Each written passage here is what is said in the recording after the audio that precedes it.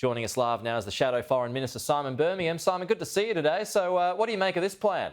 G'day, Pete.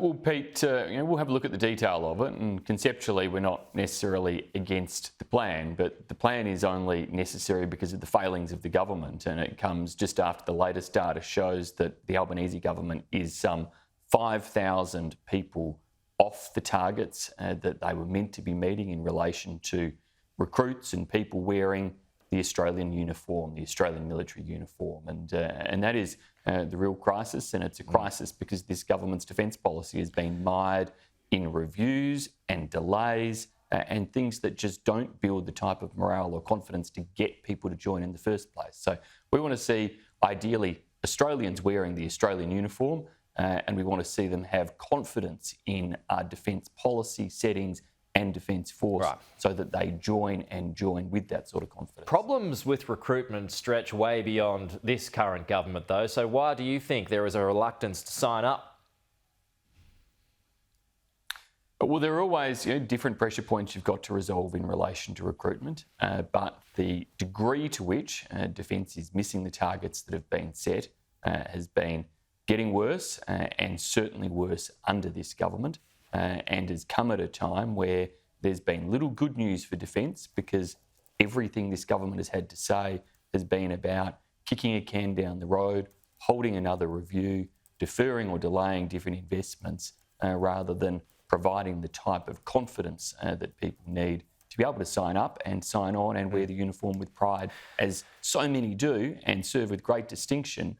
But the frustration that comes from government inaction and poor decisions is what, of course, gets in the way of retaining or attracting. Okay. Elsewhere today, Simon, Penny Wong, she's called on Israel and Hamas to accept a US-led ceasefire deal. Do you support that?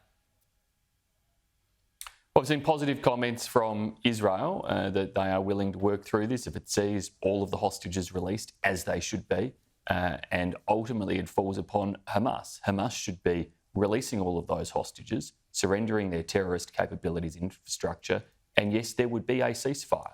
It really could be that simple, but of course Hamas have continued to hold those hostages since October 7 and to hide in, amongst, behind and under innocent Palestinians, putting them at great risk and continuing this tragic war.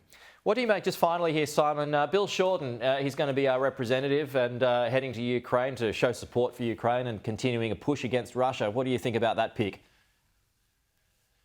Well, I don't doubt for a second Bill Shorten's commitment and support for Ukraine, but he's the Minister for the National Disability Insurance System. Where on earth are any of the members of the National Security Committee of Cabinet?